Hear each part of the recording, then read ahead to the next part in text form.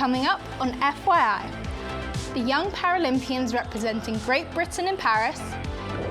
Why is it important to spot fake news? And what do these cool cats have in common? But first, what would you say if your school decided to replace your teachers with AI? Well, reports we've seen suggest that is exactly what's going to happen at a school in London. From September, pupils will apparently swap teachers and textbooks for computers running AI-powered software. But is this fake news or fact? Find out later in the show. Now, the Paralympics kick off in just a few days' time. And once again, the eyes of the world will be on Paris, as the city welcomes the finest para-athletes on Earth. The Games will feature 549 events, taking place across 11 packed days of competition. Britain's ParalympicsGB team have some really exciting medal hopes, and recently, I went to meet one of them. Meet Iona Winnifrith. Not only is she a 2-time European champion and a British record holder, but she's also been selected to represent Great Britain at the Paralympics. Not bad for someone who's just 13 years old. Yeah, you heard that right. Iona is just 13. And that makes her the youngest British athlete at the Paralympics. Iona, it's been great watching you train. When did you get into swimming? Well, when my brothers started swimming here, I was sitting here watching them, and like one of my other older brothers has my same disabilities. I was like, I just want to do what he does. Come on, keep going! My disability is hypochondroplasia. It's a form of dwarfism. There's over 200 types of dwarfism. My type is basically short legs, short arms, and then we also have problems with our back. How did it feel to not only break a British record and win 2 European titles, but to also be selected for the Paralympics? It's pretty cool. Like, a year ago, I wouldn't have been calling myself Paralympian, and to get a British record at 12 was quite amazing. What are you most looking forward to about Paris 2024? The village, probably, just being around the team, brand new pool, love a brand new pool, and like just the atmosphere. Iona has to train 2 hours a day, 5 days a week. But that's what it takes if she wants to emulate her hero, Ellie Simmonds, one of the most famous Paralympians in the world. She was a real idol to me. Like going to Beijing at 13, same age as me. I've always been a fan of her. I've met her a few times. She really started to be like inspiration for people with short stature.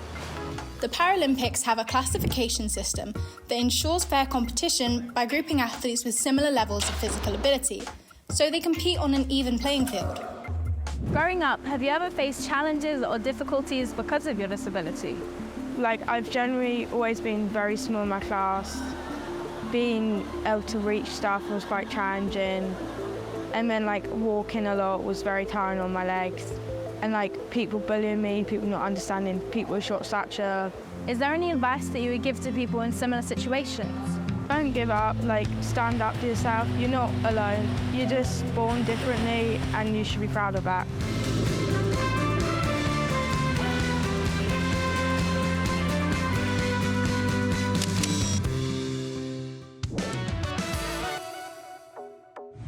Best of luck, Iona. And she isn't the only young athlete representing Great Britain. Iara went to meet a 14-year-old table tennis player who's also on the hunt for a medal in Paris.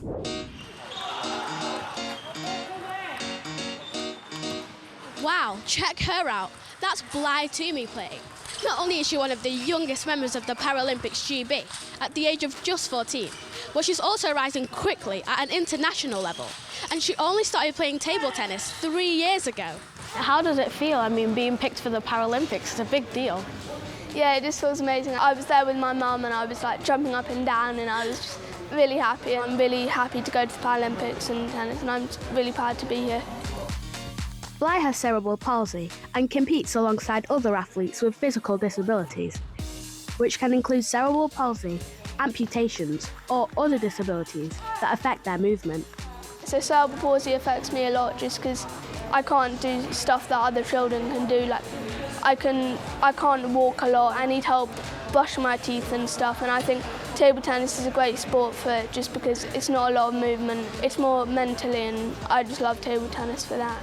So how was table tennis adapted for people who have disabilities? In the Paralympics, you can serve out your playing hand, and that's what I do. Normal table tennis, you hold the ball you hold it like that, and then your other hand you chuck it up. Because I can't really do that, so I hold it up with 3 fingers, so then I can toss it up. And also, my movement is limited, so I have to only do little side step instead of massive side steps. She's so young, and to see the players that she's beaten, to see how she's progressed, it's incredible. We're so proud of her. Looking at the progress that she's made, I think the future looks very bright. What are you looking forward to the most about the Paralympics? I'm looking forward for the atmosphere and looking forward to how everything's going to be. I'm excited for the Paralympic Village as well, that's going to be good. It's been so cool meeting Bly, and she clearly has an incredible talent. I'm really looking forward to watching her compete in the Paris 2024 Paralympic Games. Thanks, Ciara. Now, if you're a cat lover, this next story is definitely for you. The finalists in the National Cat Awards 2024 have been announced. Run by the charity Cats Protection, the annual awards celebrate fabulous felines who've achieved fantastic feats and built brilliant bonds with their owners. Amongst the 11 finalists are Scylla, who was adopted by a school in Warwickshire and loves helping pupils if they get upset or anxious. And Lily, who helps her family by comforting 3-year-old Harlow, who has epilepsy. To find out how to vote for the cat you think should be the overall winner, head to first.news/FYI. And what about this amazing animal story? Una Cameron recently set a world record when she successfully sheared an incredible 517 sheep in 9 hours. That's almost 1 sheep every minute. Una took only 4 breaks, and the event organisers said she used the same amount of energy as running 2 marathons back to back. Wow!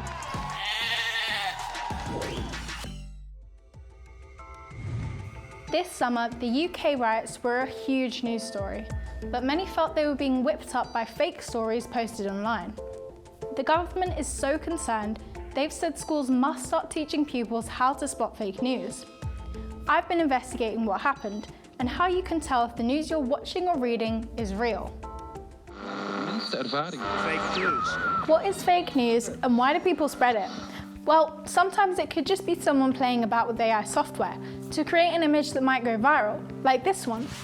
A supposed lock monster being captured almost 100 years ago in Scotland. Some people thought it was real, but it's fake. Or it could be something more sinister, like these fake photos of flowers that look like kittens. Dodgy websites were claiming to sell these so-called cat's eye dazzle seeds to scam people out of money. And sometimes fake news can be more dangerous. Some people use misinformation to spread confusion and fear, to win political power, or to do harm to other people. Recently, the spread of fake news led to some really scary events. The news of a knife attack at a summer dance class in the English town of Southport, which tragically resulted in the death of 3 girls, left everyone in shock. But sadly, some people used the tragedy as an excuse to cause more violence across the country. False information about the attacker was quickly spread online. He was incorrectly labelled a Muslim immigrant, asylum seeker, and illegal migrant. The claims seemed to spark violent riots by a group of people with extreme views on immigration. Many of the rioters support what's called the far right and are against people settling in Britain if they weren't born here. Across the country, mosques and hotels housing asylum seekers were targeted, police officers were injured, and police cars were set on fire. Hundreds of people who took part in the riots, including those who were spreading hateful messages online, were arrested by police, with many facing time in prison. So why is there this hostility towards migrants and asylum seekers? Dr. Krish Kandia runs a charity that helps support refugees who have fled danger or war in their countries and are now living in the UK. This is a small group of people that have been whipped up by misinformation they've read online to cause chaos and violence, particularly against people who have moved to the UK. They are often targeting people based on the colour of their skin, and that's called racism, and we have to oppose that. But they're also blaming migration for some of the problems that our country is facing right now, whether that's a lack of housing, whether it's long NHS waiting lists, or whether it's just a cost of living crisis. And that's really unfair to blame this group when actually everybody from all sorts of backgrounds across the UK are facing the same struggles. We've been looking into the facts about refugees and asylum seekers. At the end of last year, there were 44 million refugees and asylum seekers worldwide who had to flee their countries because of war or the threat of violence. Many of them are children. Asylum seekers become refugees when a different country legally grants them the right to stay in that country. More than 7 out of every 10 refugees come from just 5 countries. They're places hit by war and violence like Syria, Afghanistan and South Sudan, and most recently Ukraine. And then extreme poverty has driven millions of people out of Venezuela. Most refugees end up in the countries right next to where they came from. So, how many people have fled to the UK? Well, at the end of last year, it's thought there were 586,800 asylum seekers and refugees currently in the UK, and many of them have been here for years. That's less than 1% of the UK's population. In 2023, there were 67,337 applications for refugee status. The majority came from Asia, and in particular, Afghanistan, which has seen terrible conflict in recent years. And what about other misinformation far-right groups might spread about refugees? Like there aren't enough jobs or houses to go around in the UK. Well, the majority of asylum seekers aren't actually allowed to work until they get their refugee status. And Britain very much relies on workers not born here. For example, 1 in 5 workers in the NHS are foreign nationals.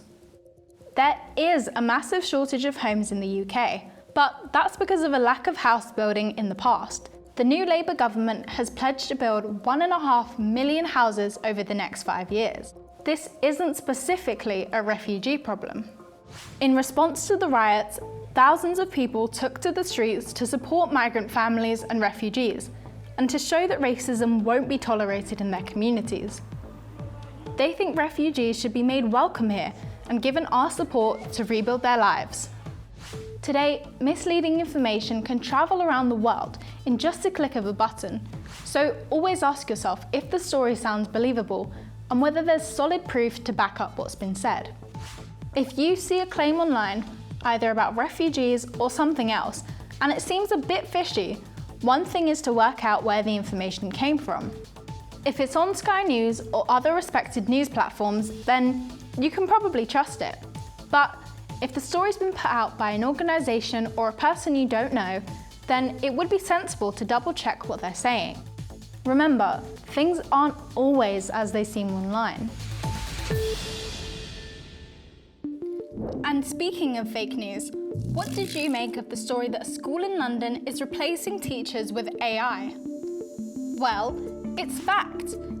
Pupils at David Game College in London will learn subjects such as English, maths and science via an interactive computer system. Their head teacher has called it a quantum leap in education. Well, that's all we have time for today. Best of luck to all the ParalympicsGB athletes who are headed off to Paris, including Bly and Iona. Bye!